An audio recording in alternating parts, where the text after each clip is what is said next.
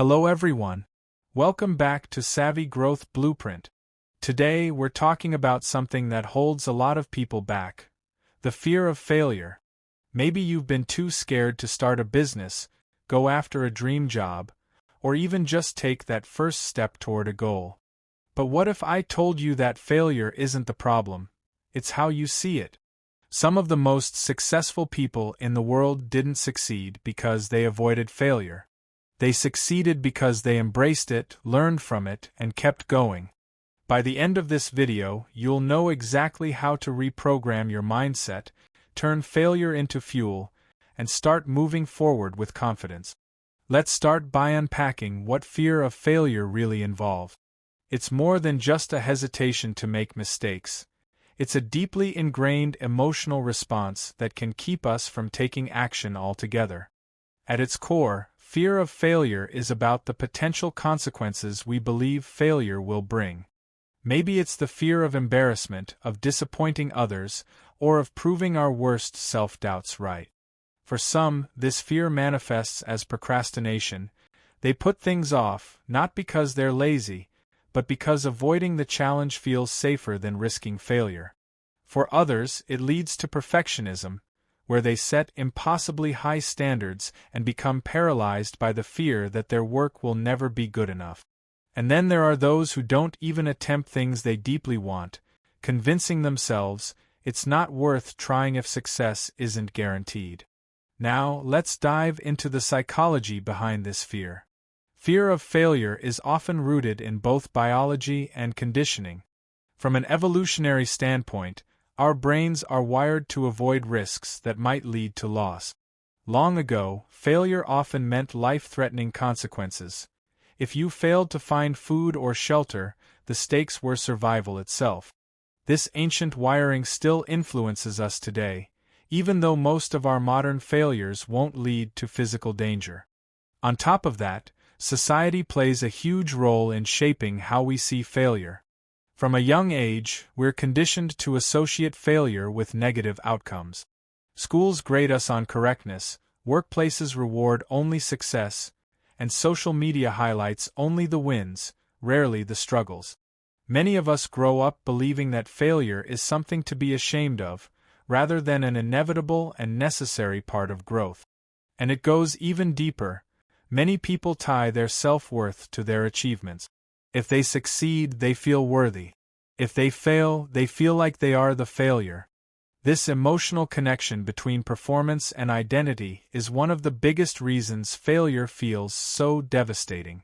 But here's the truth. Failure is an event, not a definition.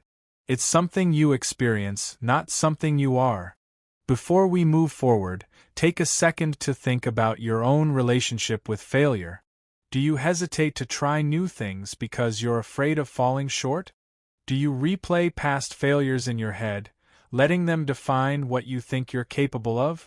If so, you're not alone. But you also don't have to stay stuck there. Let's talk about what happens when you don't let failure stop you. James Dyson spent 5 years developing the world's first bagless vacuum cleaner. During that time, he built 5,126 prototypes, and every single one failed. He poured his savings into the project, faced constant rejection from manufacturers, and still, nothing worked. Most people would have quit long before that. But Dyson saw failure differently.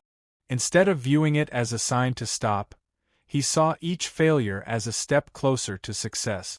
Then, on prototype 5,127, he finally got it right. But even then, no major company wanted to produce it. They told him it wouldn't sell. So, what did he do? He bet on himself. Dyson launched his own company, selling vacuums directly to consumers. His breakthrough came when his product became a huge success in Japan, winning awards and proving its value. That momentum carried over to the UK and the US, where Dyson vacuums eventually took over the market. Today, Dyson is a billion-dollar company, and his story proves one thing. Failure isn't the end, quitting is. We know many stories like Dyson's. People like Thomas Edison, who failed 10,000 times before inventing the light bulb, or authors like Paulo Coelho, whose book The Alchemist was rejected multiple times before becoming one of the best-selling books in history. But what do all these people have in common? They didn't let failure define them. They used it to grow. So how do you stop letting failure hold you back? It all comes down to reprogramming the way you think about failure. Here are 3 powerful mindset shifts that will change everything. Mindset shift number 1. Redefine failure. It's not an end, it's a lesson. Most people see failure as the opposite of success, but in reality, it's just a step toward success. The only way to truly fail is to stop trying. Think about it. If you try something and it doesn't work, are you back at square one? No. You've gained knowledge. You now know what doesn't work, which means you're closer to finding what does. Instead of thinking, I failed, start thinking, I learned. Instead of saying, I'm not good at this, say, I'm not good at this yet. Reframing failure changes the way you approach challenges. Suddenly, mistakes aren't signs that you should quit, they're clues pointing you in the right direction.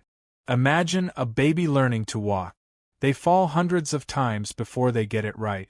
But they don't sit down and think, well, I guess walking just isn't for me. They keep going until they figure it out. That's exactly how we need to approach failure, as a process of learning and adjusting. The faster you embrace failure, the faster you'll succeed. Mindset shift number 2. Take small risks, build failure tolerance. One of the biggest reasons people fear failure is because they make it too big in their mind. They think of failure as something massive and catastrophic. But what if you started small? Instead of taking one giant leap that feels terrifying, take small, manageable steps toward your goal. This helps you get comfortable with minor failures so they don't feel like the end of the world. Want to start a business? Test a side hustle first. Want to become a public speaker? Start by speaking in small groups. Afraid of rejection? Challenge yourself to ask for small things daily. A discount at a store, advice from someone you admire, or even just striking up a conversation with a stranger. Each small risk you take builds confidence and proves to your brain that failure isn't as scary as it seems. You start realizing, that didn't go perfectly, but I survived. I can handle this. Athletes don't wake up one day and run a marathon. They train, starting with smaller distances, pushing themselves just a little further each time. That's how you build resilience, by stacking small wins and learning from minor failures. Small failures prepare you for bigger victories. Mindset shift number 3. Keep moving forward, the only real failure is quitting. If you take only one lesson from this video, let it be this. The people who succeed are not the ones who never fail. They're the ones who never quit. Every successful person you admire has failed more times than you can count. The difference is, they kept going when others gave up. James Dyson failed 5,126 times before creating a vacuum that worked. Paulo Coelho's The Alchemist was rejected by publishers, and sold almost nothing at first. But he kept pushing, and today, it's sold over 150 million copies. Thomas Edison is famous for saying he didn't fail. He just found 10,000 ways that didn't work before inventing the light bulb. If they had stopped after their first failures, we wouldn't even know their names today. This applies to you too. Every setback you face is just a test. Will you stop, or will you adjust and keep going? Will you let failure define you, or will you use it to grow? Most people quit right before they break through.